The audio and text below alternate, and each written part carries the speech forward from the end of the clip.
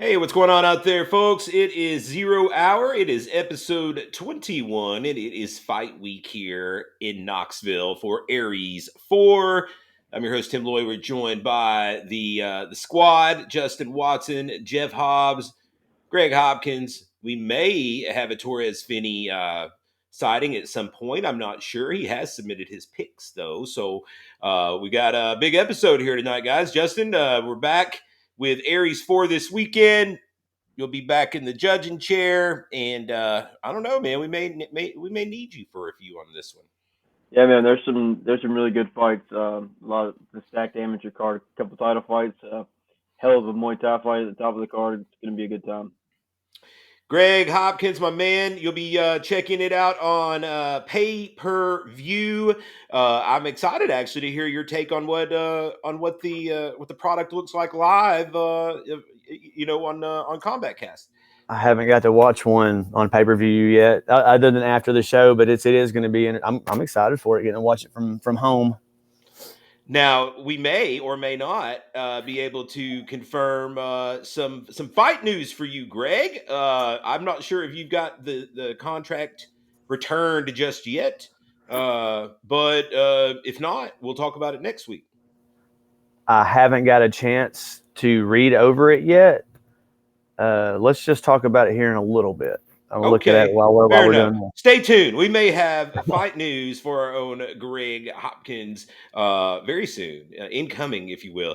Jeff Hobbs, my man, it has been a tumultuous fight week as we roll into this Aries 4. It's comparable to the tumultuous fight week for Aries 3, but we shall truck on.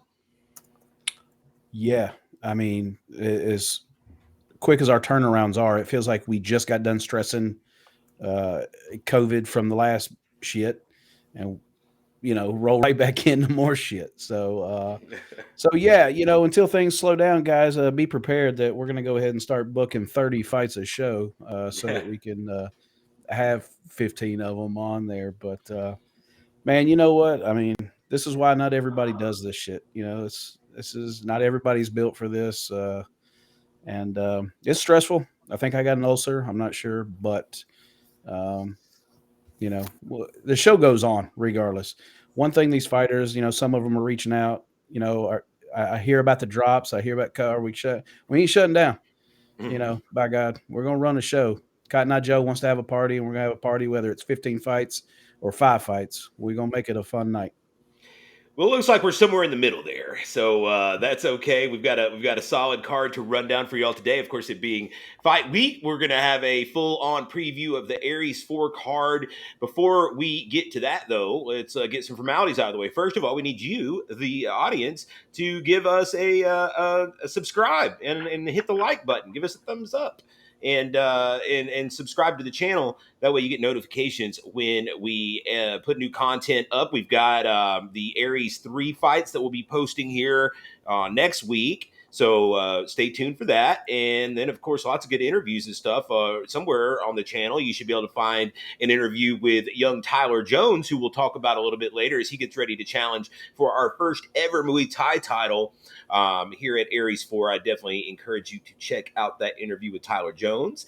Also, shout out to our sponsors, Action 24/7 Sportsbook, the only locally owned and operated sportsbook in Tennessee. If you use the promo code Aries, they will match your initial deposit up to $800, and you can bet on the Aries fights. You can bet on the UFC fights with us this weekend.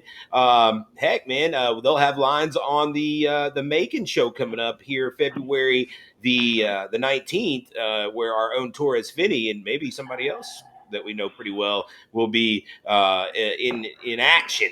So make sure you check out Action 24/7. Also, tickets for these events. You can get your tickets for the Aries 4 event at fighterticksforthenext.com. You can catch pay-per-view at combatcast.tv.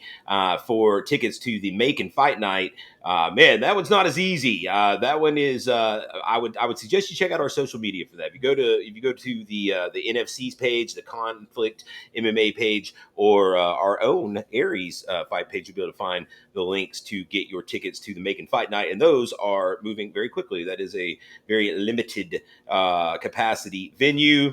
Let's get into segment one, guys. It is the final week to recap in January for our locks of the week. And I'll tell you what, Bellator was not kind to us. As good as we were in week one, we were equally bad on the final week of this month. Going into this final week, Jeff was in the lead at a Still in the positive lead. positive 0.61 units. Justin in second place, positive 0.21 units. Torres very close behind him at a positive 0.20 units. Me in fourth, negative 0.38 units. Greg in last, 2 units down. We'll go into it. Greg, were needing you're needing a couple of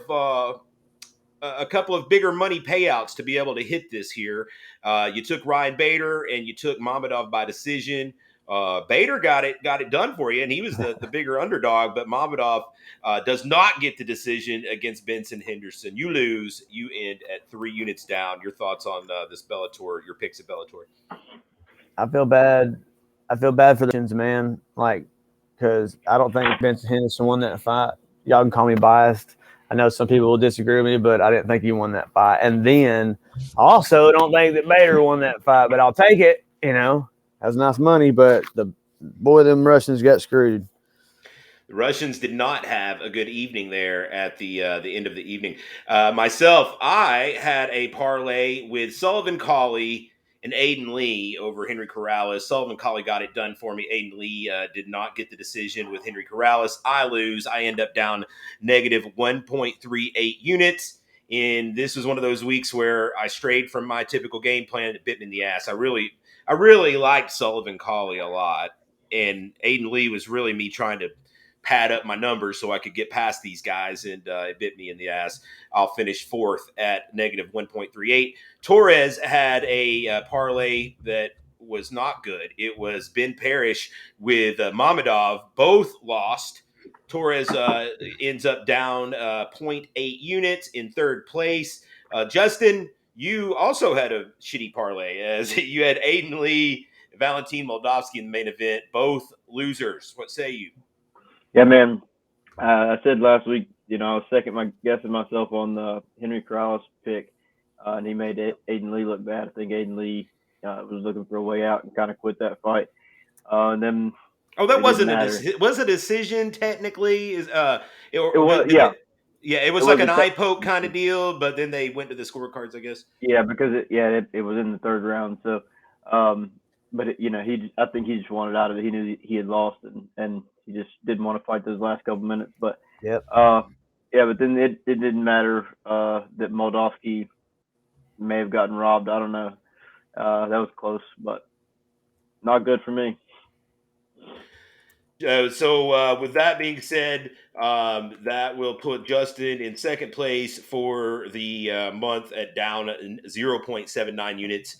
Our biggest, I guess we'll say our least loser / winner is Jeff Hobbs, Valentin Moldavsky, Jaleel Willis. Terrible parlay, both lose. But when it's a week where everybody loses, Jeff loses the least. Ends with a 0.39 unit to the bad. Jeff, you were out of there after the first main card fight, kind of holding on tight. Needed some things to shake out your way, but they did. Yeah, we had after we went off the air, we had cleared up the mistake where I accidentally on air, picked the Russian that I didn't turn in. So I made sure with you that we had changed that, and ultimately it didn't matter which Russian I had picked at the end of the night because they both lost. Let's get it straight though. I don't think we did awful. I think this, it's just the card and in some cases judging. It's Bellator just has this knack for being really hard to pick. It can be really easy to pick sometimes, like scary easy, but then sometimes like it can be quite the opposite end, just hard to pick because some crazy shit happens over there. I did feel that Henderson, I don't think that was a robbery. I can definitely see where, with his submission attempts and a lot of those, where he's physically in a submiss on his back or something, going for the heel hooks, going for the leg locks, wasn't taking a lot of damage while he was doing those and nullified what could have been some really bad ground and pound. So it doesn't, that one didn't surprise me as much as the main event did. But then again, I mean, you're in Phoenix, Arizona. Both those guys, hometowns or towns they live in. I was really more the eye poke. The fact did we? I know we had one judge, but did we not have two judges that still gave or took round 3 from Lee, even at a short amount of time that they were in there? I thought for sure that round 3 would be Lee's round. I felt he was winning the third round before the eye poke. So there were some 30-27s on that card that were real iffy in my opinion, but hey, what if you got to be the loser? It's good to be the best loser. So victorious. Yes. Yes. What's my Jeff, prize? What do I Jeff, get? we said $50. Take $50 out of Oh, that hell Aries yeah! account. Put it in your pocket. You've earned it, I Oh, hell guess. yeah! Or we've all squandered it. I guess it's probably more. Yeah. It's probably a Yeah, better yeah. description. As we go into February, though, everybody starts anew, and we have 4 weeks of fights this time instead of 3, and everybody will start fresh. We've got the UFC in Vegas at 47 this weekend. Sean Strickland, Jack Hermanson at the top of the card. Let's just to be blunt, this is not a very deep card. This is not a very sexy card. I don't have a lot of very strong opinions about this when I see lots of places that we could potentially be burnt even. So let's get to it. First off, Torres Finney, not with us just yet, has submitted his play. And it is the same play as Greg. So I guess I'll let Greg kind of talk it up here. And just so everybody knows, Torres has submitted the exact same play as Greg Hopkins. Greg, lead us off. All right. So let me pull it up here. I'm taking Trayshawn Gore against Battles just because I think Trayshawn Gore is going to have like just a little bit more umph behind everything. I don't know. I know that Battles, took a loss against Nick Martino, one we know here that I fought before, and I'm no knock on him. I just know that was one loss, so I know that there are some holes in this game, and I think that Trayshawn Gore and Lima are going to pick it up over there. So I've got, first one. This is one that I feel safely on. Is Gore is -160, and then going on to Sean Strickland.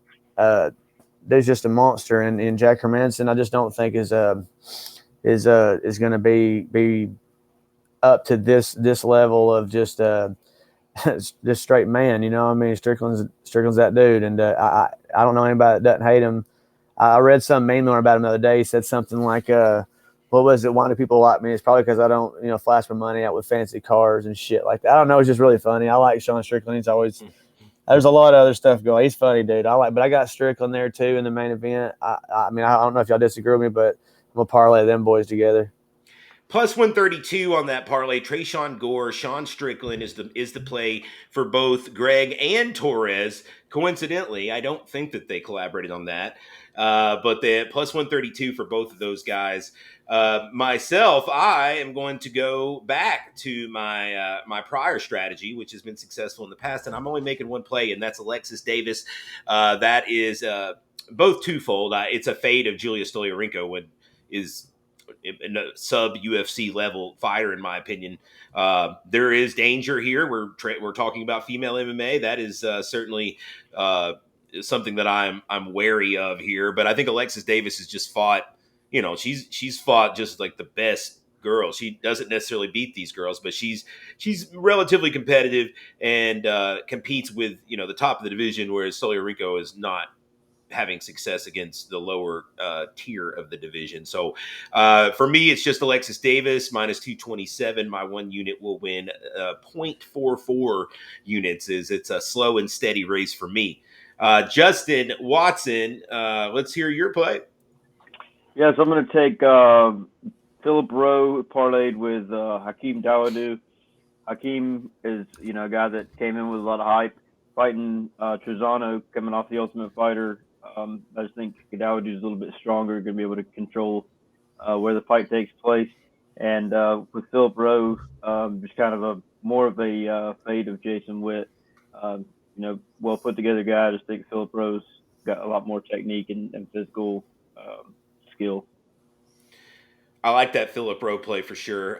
Philip Rowe and Hakeem Dawodu parlay together gets you plus 173. That is a very nice return and will surely get you the lead if you are successful. Jeff Hobbs, our returning champion for this month.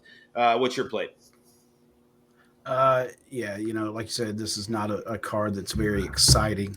But I don't know. I took Strickland inside the distance. Not even a really big fan of Strickland.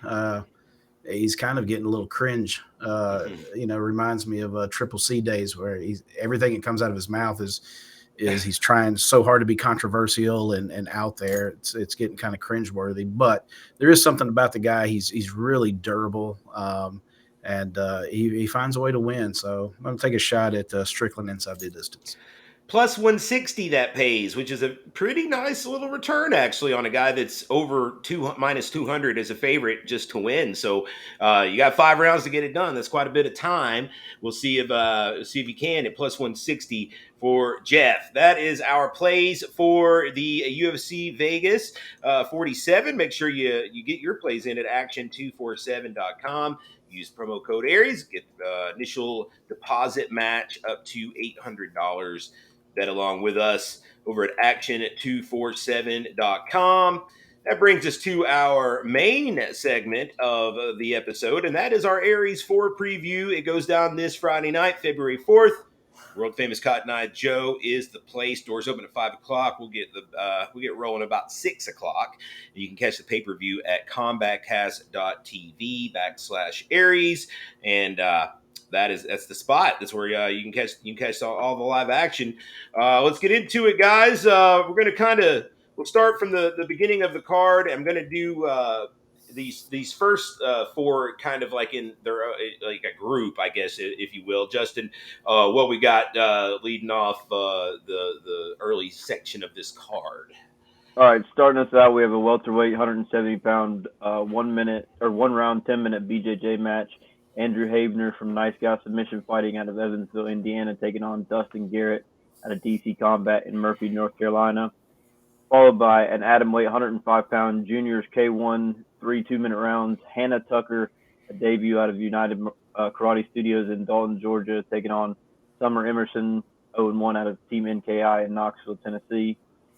Next up, featherweights, 145-pound tie fight. Trip Holman making his tie debut out of Knoxville, Tennessee, taking on Carson Heidel, 0-1 out of Resolute Martial Arts in Oak Ridge. And our 4th fight is going to be another tie 145 featherweight bout. Larry Thorpe, a debut out of Triple Crown MMA in Florence, Kentucky, taking on Kyle Cheney, a debut out of Band Muay Thai in Greenville, South Carolina. All right, so the grappling match, it just came together a couple days ago, actually. It's guys that were coming along with their teams already, and we were able to put a little something together that I think that will be an entertaining way to kick us off. Of course, Dustin Garrett pops. Dan Garrett is going to be competing a little bit later on the card. Dustin, we've seen compete many times in MMA, and he'll be doing the grappling thing here, which is his strength typically.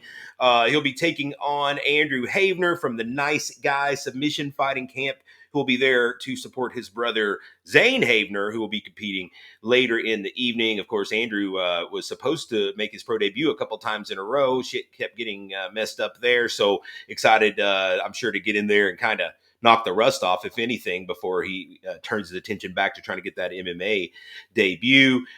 Greg, I'll go on through the rest of these fights here before I go around. So we'll go the junior tie fight. Hannah Tucker takes on Summer Emerson. This is a late replacement. Originally supposed to be Hannah Tucker taking on Sarah Hatfield from Kentucky. The hybrid martial arts. Sarah and the whole Hatfield clan came down with the COVID, as many have over the last week. And so unfortunately, we had to push that fight back to March. But in steps Team NKI to save the day. And they helped us out a lot at the last show, as far as putting guys on at the last minute to fill some slots. And they've got young Summer Emerson stepping in here now to face Hannah Tucker. So Summer Emerson from North Knox Ishinru over there with the McMahons will be taking on Hannah Tucker out of Ben Kiker's United Karate Studios down in Dalton. It is Miss Tucker's first fight. Both these ladies, I believe, 15 years old, 105 pounds, and don't know what to expect, but I'd say we can expect some action between two young ladies that'll probably have some nerves out there and, be letting the leather fly. So I think that'll be a fun one, one that I could definitely see us maybe going some rounds on. Up next, it was Carson Heidel, Resolute Martial Arts there with Cody Jordan and the gang. He made his debut at the last Aries show, losing a unanimous decision to DeAndre Hill, who I thought that was still a pretty competitive fight. I gave Hill the rounds, but Heidel was in those rounds, and he really kind of started picking up steam at the end of the fight when he was more willing to kind of go first. And his corner was kind of begging him to get going and go first. So the first round or two, he was a little more reactive, and then that last round, he kind of started putting it together. So I'll be excited to see what he can do here against Trip Hallman, who we've seen many times in the MMA realm. He's 3-2 in MMA, but this will be his first Muay Thai fight. So all striking here for Mr. Trip Hallman. Both these guys will have a nice little contingency in the VIP section. So we'll have a nice little crowd there early for this one. Rounding out the early portion here, our other Muay Thai fight, we've got Larry Thorpe representing that Triple Crown MMA Juggernaut boxing camp. First time that we've seen Larry Thorpe, but Coach Jeff Johnson over there always bringing, prepared talent. And so I expect Larry to be ready to go. This is his Thai debut. He's 0-1 in MMA. Taking on another guy that is making his Thai debut and is also 0-1 MMA, Kyle Pacini out of that Bond Muay Thai camp, where we'll see Taylor Roderick a little bit later. We saw Kyle Pacini in his MMA debut in a decision loss to Justin Jamar that has aged pretty well, I must say, a year and a half later. Not a lot of guys are going 3 rounds with Justin Jamar, and Kyle Pacini did. So that right there to me is even in a loss, it's a pretty good loss. I got to say, after what we've seen from Justin Jamar, Pacini obviously going to have very technical striking coming out of that Bond Muay Thai camp. So, Greg, we'll go around the horn here. Your take on these early four? Anything jump out to you as something you're looking forward to seeing? So I was unmuting myself. The first four, I'm excited to see Garrett and Havener. That'll be fun. I don't think we'll see a draw on that one. Don't know too much about these junior girls, Summer and Hannah. I'm not sure, but I'm excited to see something come out of Dalton, Georgia. I like anything that comes out of United States Karate Studios down there with Coach Kiker and the gang. Ben Kiker. Sorry, I forgot. Just sitting mine right there. Trip Hallman, Carson Heidel. It's a Thai fight. Could be competitive right there. That could be interesting. I don't remember Heidel as well right there. Who did he fight last time against him? Heidel fought DeAndre Hill from UFC Jim Murphysboro last show, Okay.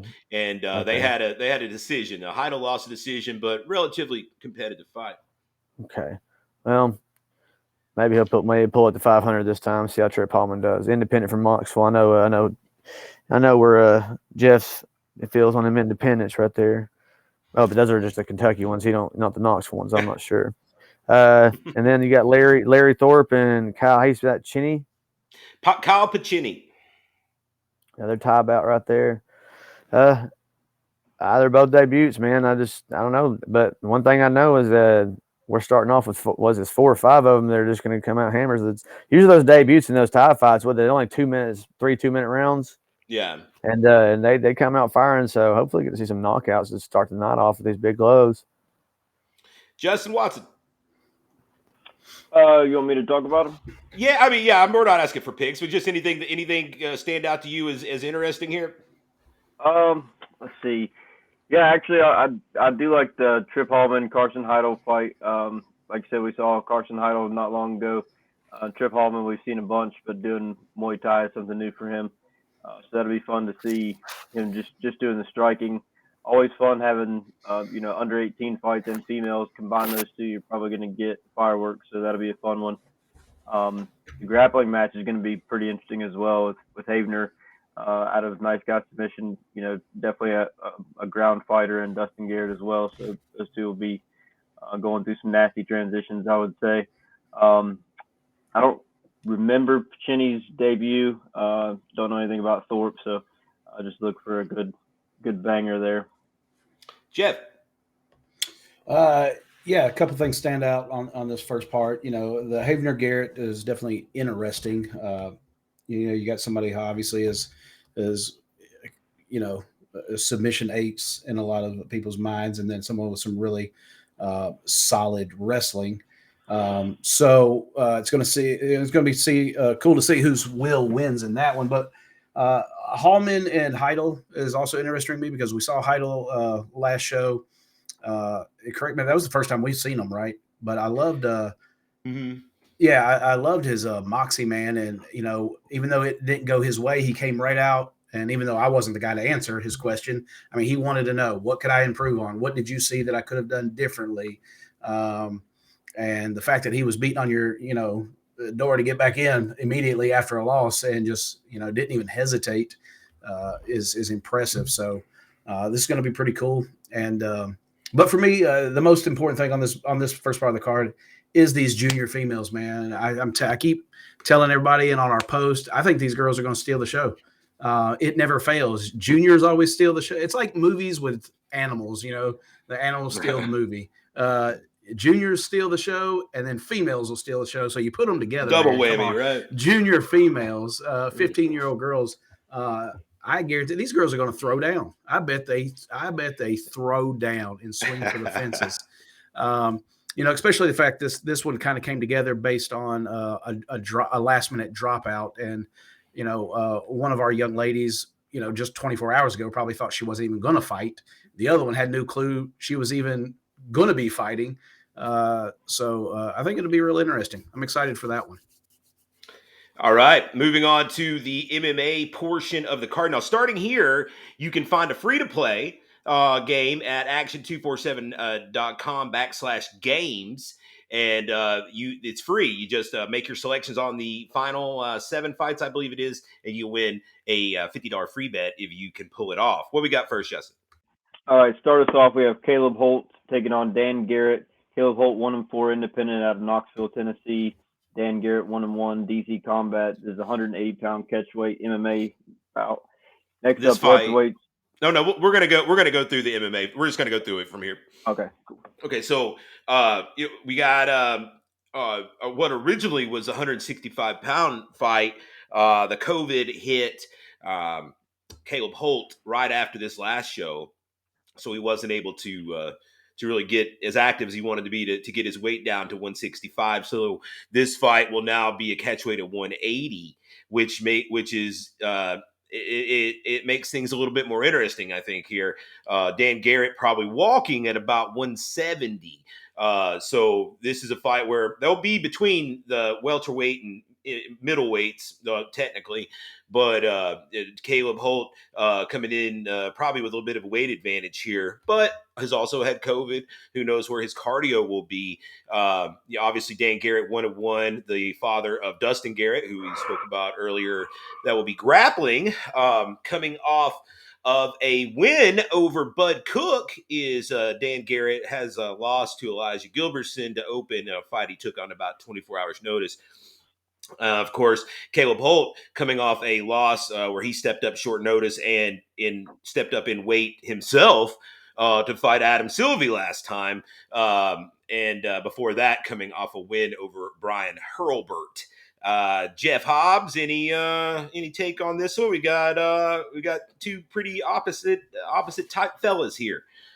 Yeah, they are, but they're also the same in the sense that, I mean, both these guys they grind it out for the love of doing this and just, wanting that win. So, it's going to be great to see that one of them is going to get that because both these guys just give it, like you said, they'll step up on short notice. The Garretts, I can't even say one more than the other because they both do it. I mean, you can literally call them on, 48 hours, 24-hour notice. Yeah. And if they can just simply, it has nothing to do with whether they want to fight or will fight. It's like if they can physically just make it, like Right. if they don't have to work, or it's like if I can be there, then they'll say yes. So it's going to be awesome that the way that both of them just really grind out and try to do the best they can in this sport and make their way is going to come out, with the win. So, it'll be nice to see that. Greg, who you like here? Caleb Holt, Dan Garrett.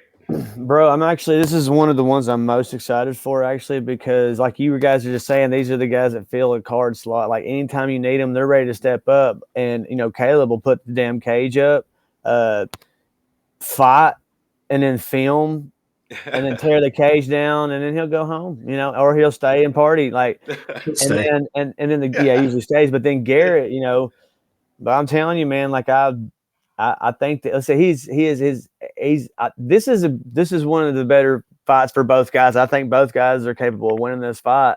I don't really have an edge to lean, but if I had a gun to my head, I'd probably lean towards Caleb here. But who knows? I don't know. Garrett could finish him in the first round. Dan Garrett, 52 years young, Dan Garrett, but looking good out there, man. Got to say, Dan comes ready.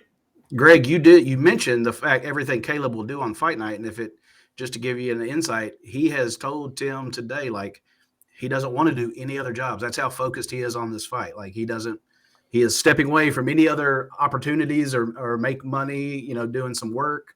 He is like, no, he dialed in. Yes, he is dialed in for this fight.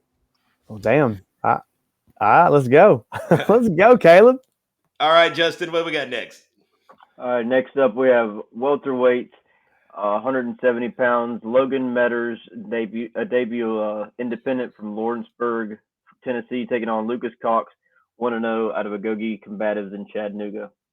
So Logan Metters' debut out of Lawrenceburg. He is pals with Cole Tucker, who we just saw come over and fight the last show. He stepped up and fought Jacob Adams on short notice for us, and it dropped him with a head kick right out of the gates.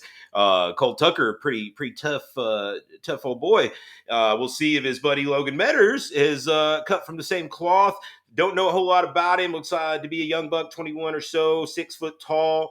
According to his bio that he submitted, he did have a few wins in high school wrestling. Didn't really go into any details as far as like placing and qualifying and the like, but does have some high school wrestling background. Taking on Lucas Cox from Gogi Combatives, who is 1-0. We saw him win at the Nashville Underground last time out in a very impressive, grueling decision win, and just a real tough dude. That guy's, after watching him, like, it's going to take something to get that guy out of there. He's definitely hard-nosed, good chin, kind of just only comes forward. Very, very much will be a stiff test for Mr. Logan Metters. But all that said, man, Metters will be looking to come out here and put on a show. He seems confident, and obviously having a little bit of wrestling background can only help him here. Excited for this one to see if we see Metters upset the apple cart, or if we see Cox kind of continue to move forward in the welterweight division. Greg, I'll let you lead off here since you trained with Mr. Cox. Yeah, I'm excited to see Lucas on this on this card. He does have some really good grappling exchanges in the gym with a lot of guys. But he doesn't like to really grapple unless people, try to grapple with him. And when they do, they find out, it's a big mistake. Meters, I'm not, I don't recall. Where did we see him at before? Have we seen Meters yet? We haven't. It's his debut, but he's buddies with Cole Tucker, who's been coming out here a little bit and fighting. Yeah. So we haven't seen Meters yet. I've seen a lot. I mean, I got to go with what I know right here. And Cox, this boy's been training with another one on the card down the line, Craig, and these guys, former Marine, they're killers, man. And I mean that. They're some mean, tough sons of bitches, and I love them to death. I can't wait to see them. Jeff, Lawrenceburg, out kind of more your neck of the woods, where Mr. Metters is from. Then, of course, you saw Lucas Cox in his debut at the Underground, pretty impressive. Yeah. What's really impressive about it? Metters is really confident. This week, like he is. He feels something about this fight. Yeah.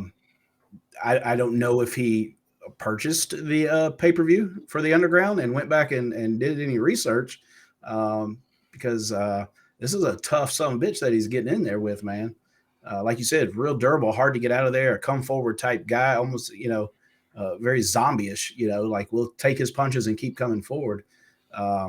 So this is intriguing because we've seen Cox and we know what he's about, and there's something about Metter's confidence that makes you just kind of tilt your head and go, "So he knows something we don't know," Right. So pretty damn excited for this one, because Cox he's got the look, he's got, you can see he's got and getting the skill set that, it wouldn't take too many wins for Cox to to really jump up in some rankings and be in line for some things in some places. Justin. All right, up next we have middleweight, 185 pounds, Desmond Hall making his debut. He's an independent out of Middleton, Ohio, taking on Jacob Adams, 1-0 out of Team Chaos in Knoxville, Tennessee. Sleeper fight alert right here, folks. This one's flying under the radar and could be a banger. So Jacob Adams, we saw him make his debut at the last show against the aforementioned Cole Tucker. He withstood an early knockdown to a head kick and from there really imposed his will, showed off some great wrestling, good top control, good cardio, good pace, and just kind of drowned Cole Tucker out there from what I recall. But Josh Cade, his trainer at Team Chaos, very high on this young man in the middleweight division. We're always looking for top talent middleweights. So I'm excited to see his return. Just 1 month after, man, he'd already accepted this fight before the other fight had even happened. So he's showing that he wants to stay busy and he wants to stay active out there, which is great. His opponent, now this is an enigma here in Desmond Hall, an independent fighter from Ohio, technically a debut, but he has had several fights in the backwoods brawl, which takes place up in, I think, in Indiana or Ohio. Robert Davis, the real bulldog, Robert Davis, he goes up there and does some refereeing and whatnot. So he lets me know whenever he comes across someone that he thinks could hang down here in the sanctioned world. And Desmond Hall, he was high on. Looking at Hall is put together. Hall's fucking yoked. So I'm very interested to see what he can bring to the table down here now once he steps into the cage for the first time in a sanctioned fight, if you will. Jeff, I'll let you go first. Yeah, I don't know much about the backwoods brawl, man. So I don't know. I don't. I would know where liken he it to comes from. I would liken it to like the street beefs. Okay. Well, we all know street beefs, but what I do know is Jacob Adams. We saw him for the first time on the last Aries show, and he was pretty damn impressive. He got dropped quick too, didn't he? He was the one that, as soon as the bell rang, got dropped. So showed a lot of heart and grit in that one. I will say too, just because I'm on this end of it, definitely got a nice little following. Yep. I see ticket sales coming through. Especially the closer that we're getting to the fight card. He was selling tickets for this show before he fought on the last show. Yes, absolutely. He had some ticket sales for this one before he did the last one. And heck, man, I've gotten reached out by some obscure couple people wanting video on Jacob Adams I thought at first it was the guy he was fighting on this one, and it's not even this guy or his camp. Somebody else that I guess is wanting Jacob Adams out there to fight for them or wanting to fight him. So there's something about this kid that's intriguing some people, whether it's other fighters looking to scout him or other promoters looking to get him. But good looking kid, but I don't know enough about his opponent to really kind of give any insight on how this could go, other than I'm just really interested to see what the sophomore showing for Mr. Adams looks like. And again, another guy that, based on the gym that we know he's at, the coaching and training that he's getting, that could find himself, nowadays 3, 4, 5 amateur fights, all wins, could be knocking on the door of, some really nice amateur title fights, against some really good stiff competition. So as active as these guys are getting, it wouldn't take long. Greg Hopkins, your take here. What's your opinion? Do you think the having those I guess what for lack of a better word, smoker type fights with the backwoods brawl, street beast, you think that helped prepare a guy for the sanction world? You're muted. So sorry. Thanks, Justin. But no, I don't believe it's a different kind of caliber. But I mean, and we're talking about Jacob Adams. Did he get head kicked? Is he the one that got head kicked and fell off the rip? Yeah.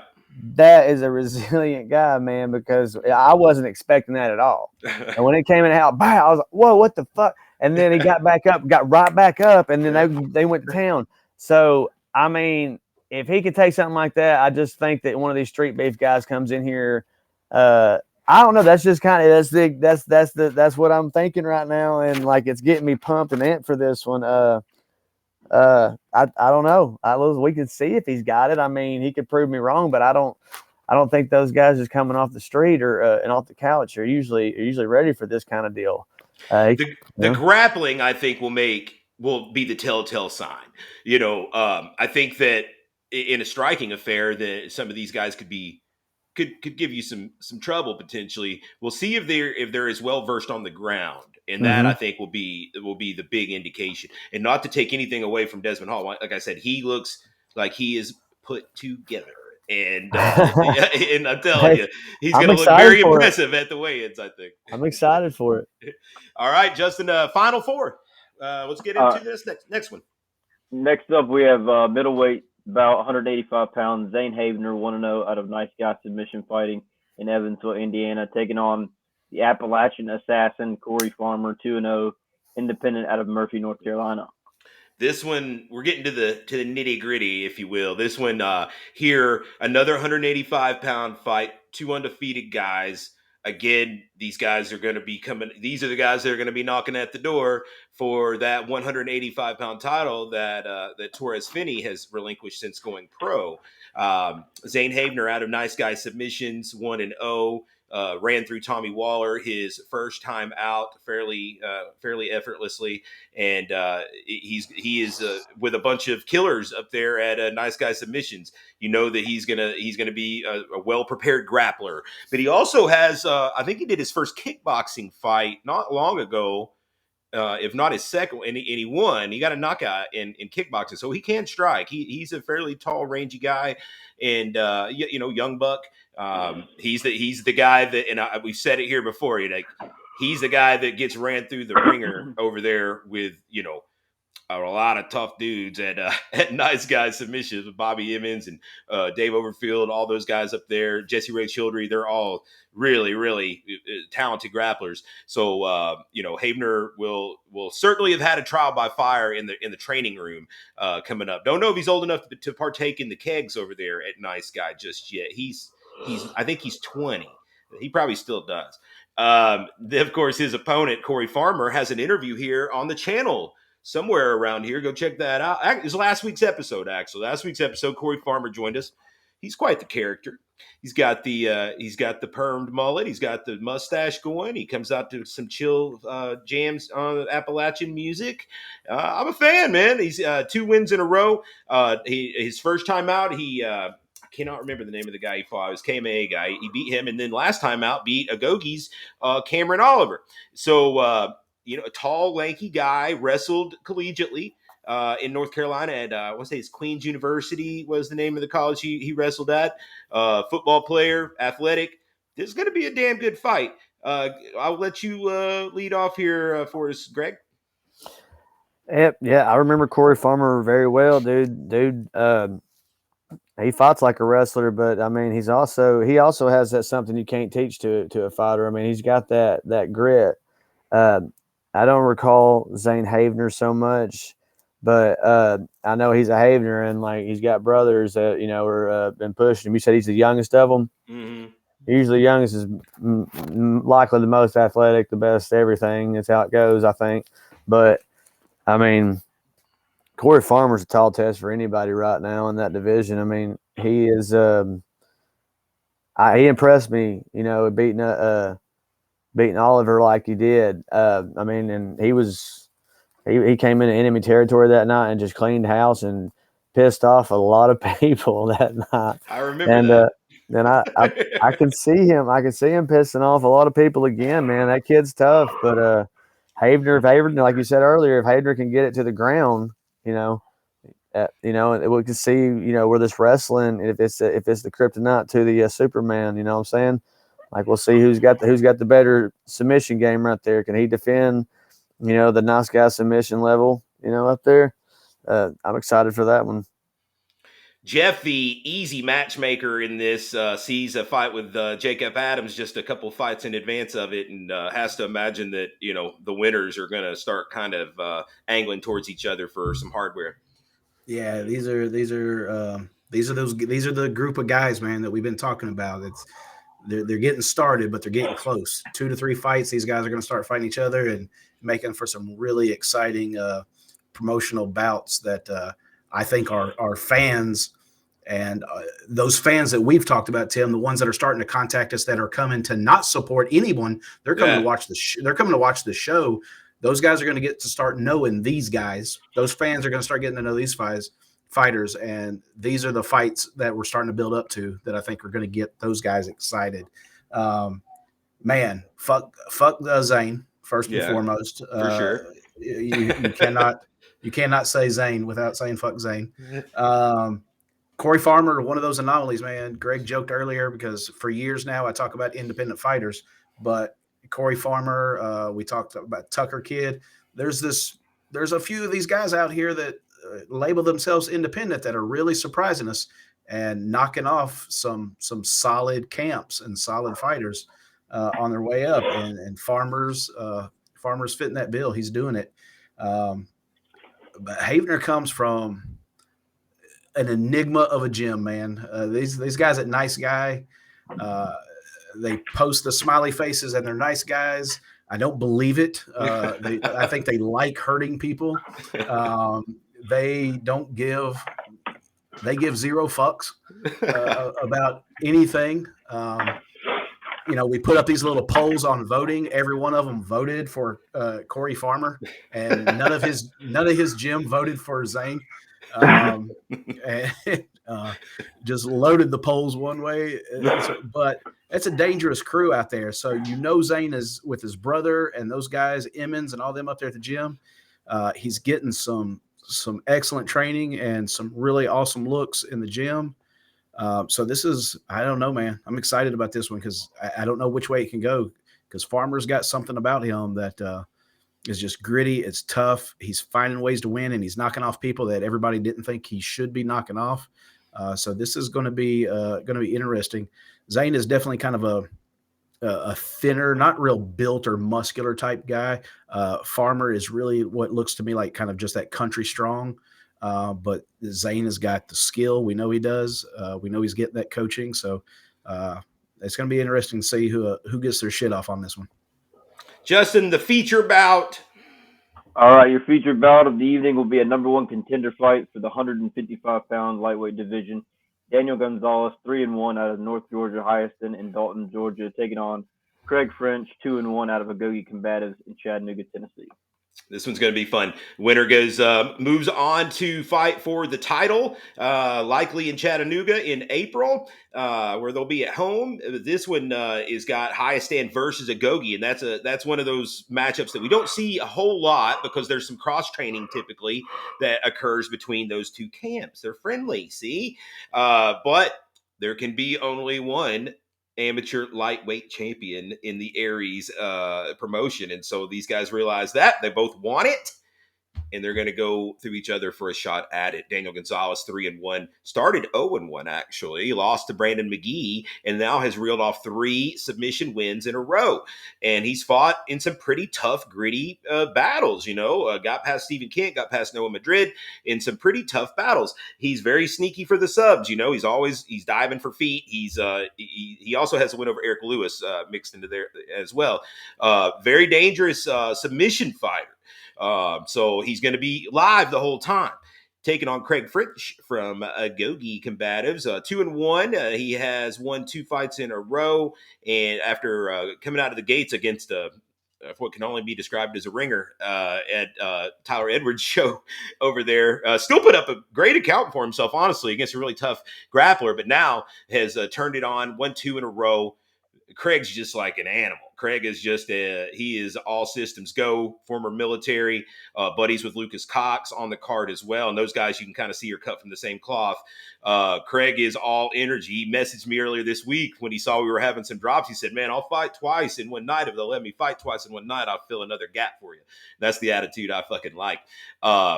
Craig and Daniel have cross-trained together some at Agogi. They knew each other. They're friendly. They like each other. But it didn't take long for either guy to accept this fight. So that tells me both guys are confident in a win here. Jeff, I'll let you lead. Both guys saw something. We don't know what it was, but both saw something that they liked when it came to the matchup, man. Craig Fritsch, big props, 0 ticket sales until today, and Craig's are rolling in. It's like they were smart. They waited to make sure nobody dropped or whatever. But right. They started rolling in today. The French fans, man. So it looks like they're going to be out in full force, man. But this is a really good fight. We kind of started the show on a little somber note, talking about the drops and the number of fights we got. But listen, don't get it twisted. We had 10 the last show, and they were fire, and these are going to be fire as well. We want to bring you more, but we make sure that when the ones we do bring you that are in our control are going to be good. And they're all going to be good. But here with this Farmer and Havener and Gonzalez and French and everything we're about to talk about after, this is the meat and potatoes right here. And this one fits right in there perfectly. Like you said, French and Cox, it kind of got that similar kind of thing going, man. The similar vibe more than anything. They don't look alike, but they got the same vibe going. You can tell they have the same work ethic. Of course they do, because they're coming from the same gym and what's being instilled over at Agogi. But Daniel Gonzalez is solid, man. He's solid and he's sneaky. Love that kid. Love watching him compete. So, man, these are going to be good. These last, 4 to 5 are worth a card all on their own. So I can't wait to watch this one. This is the fun part of the job. Greg, you're familiar with both Gonzalez and Fritchie here. What's your take on this one?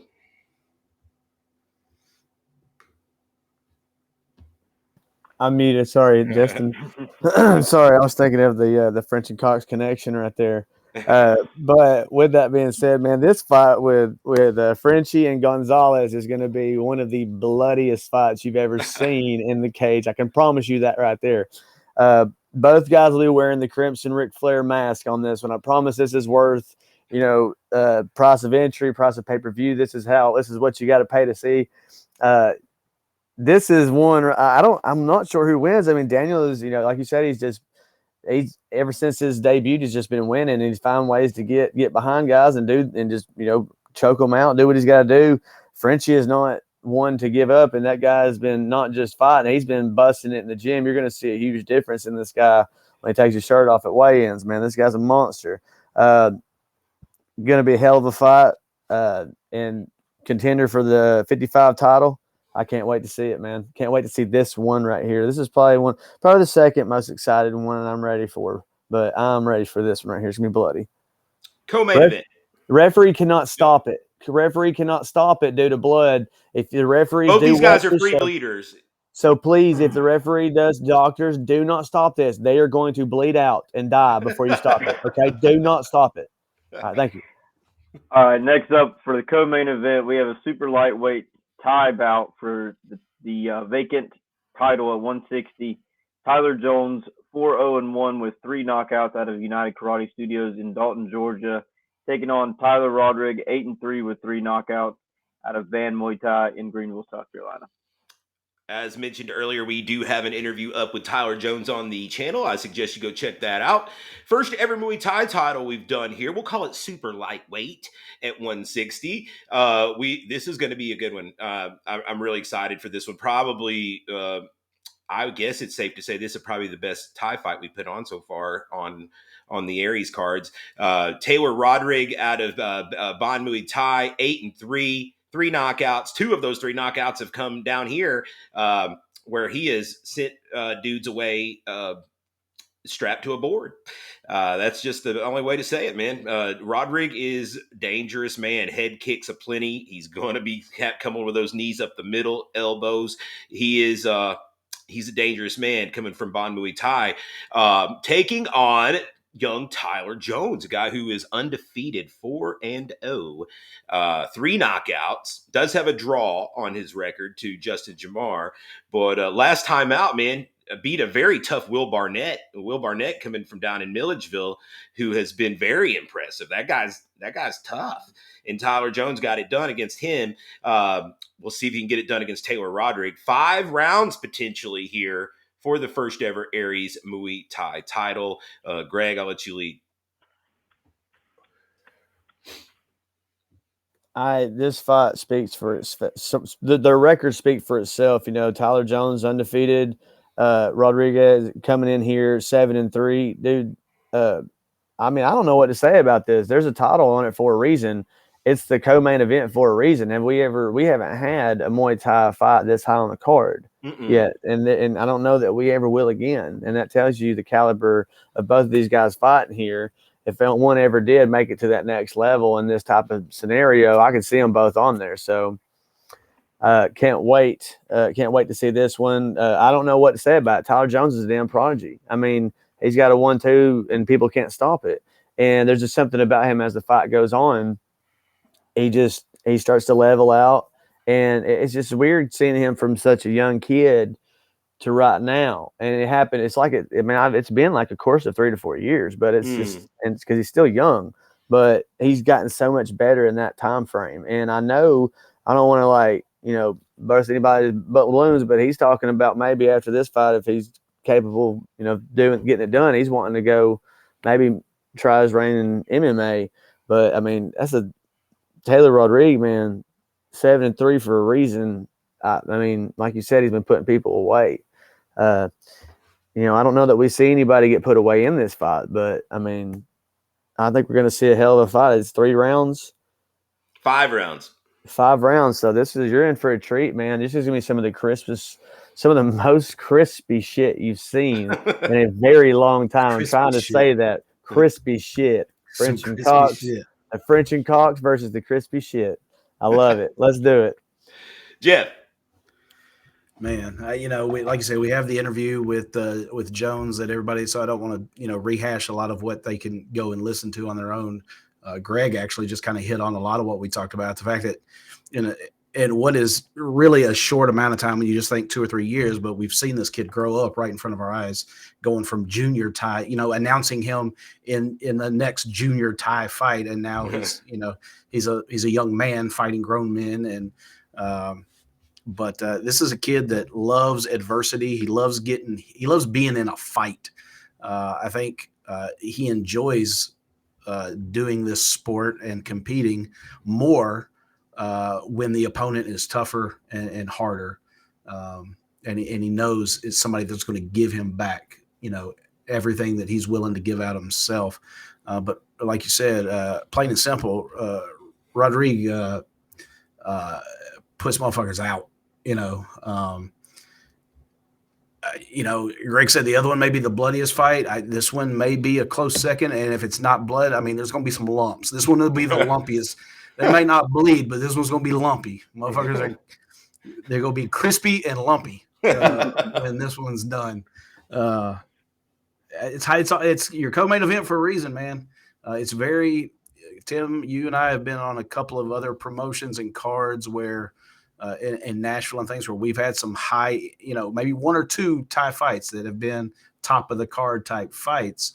But I think if I remember correctly, those were more towards high on the card for ticket sales. This one is high on the card strictly for skill level and brutality that I think is going to come with this one, man. This one's hot. I hope it brings more eyes to Muay Thai in this stand-up game and gets more guy. I'm like Greg though. I want to see if Tyler Jones decides to go out and try his hand at MMA, man. It's going to be interesting. We just saw someone. What's my man's name from Shields? That you think is just Hishma. You think he's just a striker, and he decides to step out there, and you're kind of weary for him, and you're like, holy shit, So we can't doubt Tyler Jones if that's what he wants to do. Before we get to this main event, quick shout out to a couple fights that we had to move over to our March card, unfortunately due to COVID. Samantha Buttery originally supposed to fight Carissa Hodge. Hodge came down with COVID. Hopefully she gets well soon.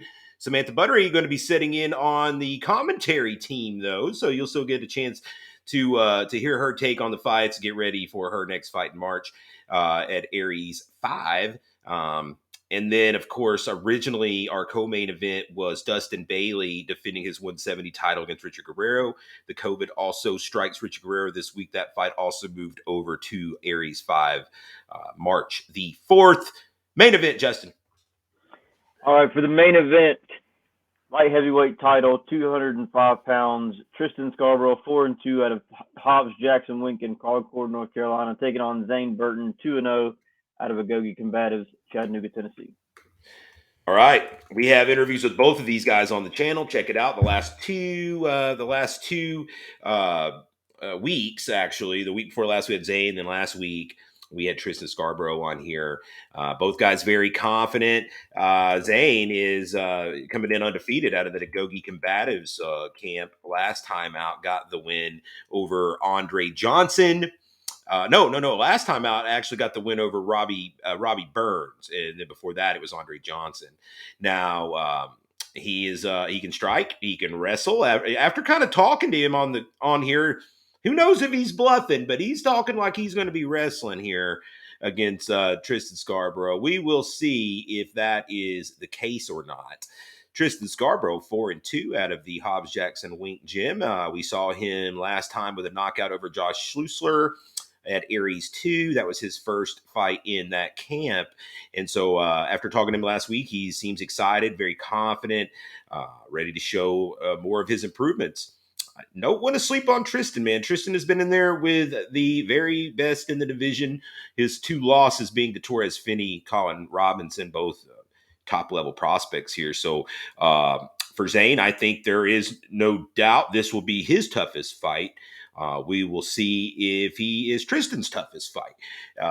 Very excited for this. It's main event, 5 rounds. Both guys act like it ain't going 5 rounds, but I've said it now for a couple weeks. I wouldn't be surprised if it does. Let's go to we'll go to Jeff first here. Great main event. Excited as hell about this one. We've been telling you guys to go check out interviews, with guys that we've had. I'm going to stay away from the Zane Burton interview. I'm just kidding. It was a train wreck. It has nothing to do with MMA. I don't think we even talked about anything MMA related. Man, it's going to be a good fight. And, you mentioned a young man, Colin Robbins. Man, whether it's Zane Burton coming out the winner on this one, if Colin hasn't gone pro yet, has he? No. Up in Boston. No. That'd be a hell of a fight. And even if Tristan comes out the victor on this one, I'm sure he wouldn't mind defending that belt in a rematch, trying to get that one back with Colin. So definitely some potential future matchups that can come from this one. But TK Mattress also lurking out there. Oh, yeah. TK wants to get back in too. Mm-hmm. So got a nice little round robin of 4 guys here. Like I said, Zane Burton is a character. There's no doubt, but don't get it twisted. He takes this shit serious, and he's all fun and games to the point when that door closes, it's over, and he's all business. So the jokes and the fun stops, for Tristan Scarborough when it comes to Zane once that door shuts. But like you said, Scarborough he is no slouch. He keeps getting better and better. His move to Hobbs Jackson Wink has really stepped his training up, stepped the product of he's putting on the game in the cage up. And so if you saw Tristan in the beginning, this is not the same Tristan that you saw during his debut or during those losses. So main event worthy.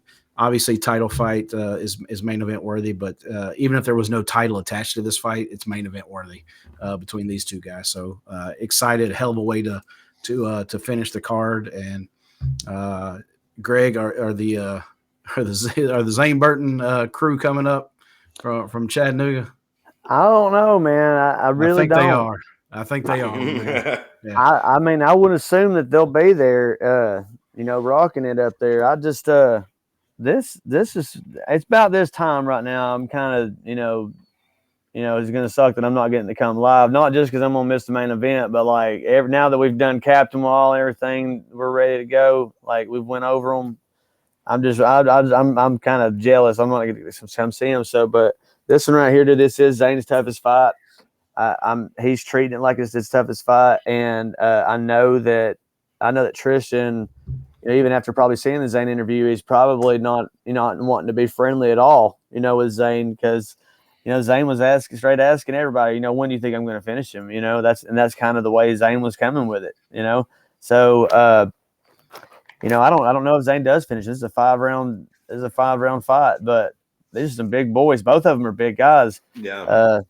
But I'll be watching from home, and I don't know, man. This is going to be a hell of a fight. I really don't know what's going to happen. Like, Tristan's, he's taken two, he's fought the best guys around too, and his losses are two tough, really tough guys. And this is going to be a test to Zane to see if he's in that caliber, of if he's in that league right there, if he is up there, and also, if Tristan does lose, to tell, what does that tell? Like, there's a lot riding on this fight for both guys. That's not even talking about the damn title that we're putting up for it. I mean, you're the champ. This is it right here. So I'm ready. I'm ready to watch this one. Can't wait to see weigh-ins too. That is Aries 4. That is your preview, folks. Man, I'm pretty stoked now. Like Jeff said, we kind of started the show a little somber, man. After going over those last 4 or 5 fights, man, I'm excited for it, and I think that this one will deliver. Before we get out of here, guys, Greg, I think you good to you. Squared away. Greg, yeah. Tell them why you're staying home, Greg. It's getting serious, ain't it, bro? Yeah. So if you guys are sitting here watching me this whole time and it looks like I'm being an asshole and ignoring and texting, I'm not doing it. I'm actually signing a contract for a fight. Alongside with my teammate Torres Finney. I hate that he's not on here, but we were going to talk about it a little bit. But I'll be fighting Warren Smith, down in Macon, February 19th. So y'all be sure to check that out. Make your pay-per-view arrangements, because I'm pretty sure that some bitch is already sold out. It's in 2 weeks, so yeah, y'all just be tuned in and watch me come back. Since it's been 9 months since I fought, so you could have had a baby. Could have had a whole baby. You could have. Looks like you did. Well, yeah, I know. So you have it, folks. Greg Hopkins, our very own, back in action at the Macon Fight Night, co-pro with Aries, NFC, Conflict, all in the house. Of course, you catch that at Spectation Sports. Still a few tickets left, less than 200 tickets left to that show. It will be sold out by Fight Night. And I'm excited for it, man. I'll get to see Greg back in there. We got we'll talk a lot more about that next week as we're really coming up on it real soon after this. So maybe next week we can get some of the guys from NFC and Conflict on here. We'll talk shop about that one. Excited for it. We appreciate you guys for sitting in with us. We kept this to just a hair over an hour here. So we appreciate everybody spending their time with us, previewing this Aries 4 show. One more time, tickets at fightertix.com, pay-per-view, combatcast.tv. Next week we'll be back. We will recap what all went down at Aries 4, as well as our picks for this weekend's UFC Vegas 47. Till then, for Justin Watson, Jeff Hobbs, Greg Hopkins, and Torres Finney out there somewhere in the universe, I'm Tim Loy, signing off for another edition of the 0 Hour. Thanks, guys. Yeah.